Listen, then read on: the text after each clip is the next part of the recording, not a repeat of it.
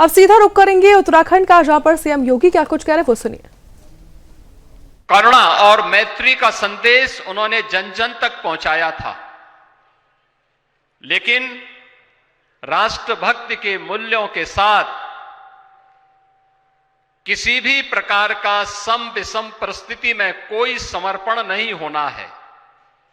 यानी नाम के अनुरूप उन्होंने जीवन पर्यंत वह कार्य करके दिखाया।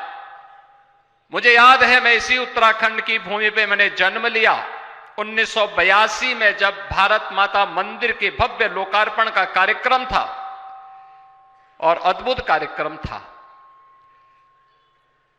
तत्कालीन प्रधानमंत्री श्रीमती इंदिरा गांधी जी भी और राष्ट्रीय स्वयंसेवक संघ के सरसंघ चालक पूज्य बाला साहब देवरस जी की उपस्थिति उस कार्यक्रम में एक साथ इस बारे में तय करती थी कि राष्ट्र के राष्ट्राध्यक्ष के प्रति हमारा सम्मान का भाव होगा, लेकिन मूल्यों और आदर्शों के प्रति किसी प्रकार का कोई समझौता भी नहीं होगा। और भारत माता मंदिर का यह अद्भुत मंदिर, उस समय जब ये देश विपरीत परिस्थितियों से जूझ रहा था, तब देश को किस प्रकार का आध्यात्मिक नेतृत्व चाहिए, यह पूज्य स्वामी जी महाराज ने भारत माता मंदिर के भव्य निर्माण के साथ साथ उसके लोकार्पण कार्यक्रम के माध्यम से हम सबके सामने एक चिरस्थायी स्मारक हम सबके सामने समर्पित किया, जो प्रत्येक भारतीय के लिए एक नई प्रेरणा है। आज पूज्य स्वामी जी महाराज की स्मृतियां हम सबके सामने हैं। मैं उनकी स्मृतियों को कोटि कोटि नमन करता हूं। ये हमें एक नई प्रेरणा प्रदान कर रहा है और अनंत काल तक ये हम सबकी एक नई प्रेरणा का आधार बना रहेगा। उत्तराखंड हमारी देवभूमि है। उत्तराखंड के 4 धाम वास्तव में भारत की आध्यात्मिक चेतना के आधार हैं। और जब हम लोग बचपन में हरिद्वार आते थे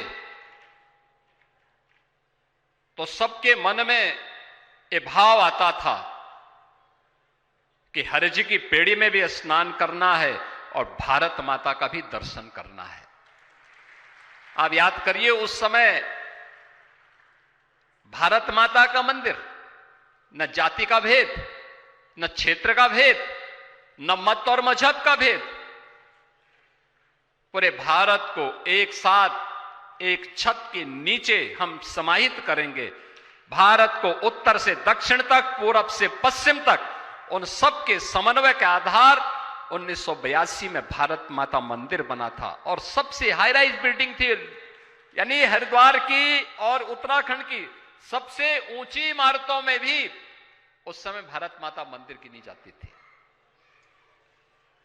अब याद करिए, आज से 44 वर्ष पहले यह कार्य हरिद्वार में हम सबको देखने को मिला। और आज उत्तराखंड विकास और विरासत की जिस यात्रा में माननीय मुख्यमंत्री श्री पुष्कर सिंह धामी जी के नेतृत्व में आदरणीय प्रधानमंत्री जी के मार्गदर्शन में चला है, वो अद्भुत है, अभिनंदनीय है। और इस अवसर पर मैं उत्तराखंड सरकार को उत्तराखंड विकास के लिए किए जाने वाले इस प्रयास के लिए हृदय से मैं उन्हें भी अपनी शुभेच्छा देता हूं, अपनी मंगलमय शुभकामनाएं व्यक्त करता हूं।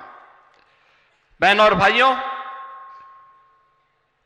आज ये मेरा सौभाग्य है कि मुझे उत्तराखंड में यहां पर भाग लेने का अवसर, इस समारोह में भागीदार बनने का अवसर प्राप्त हो रहा है।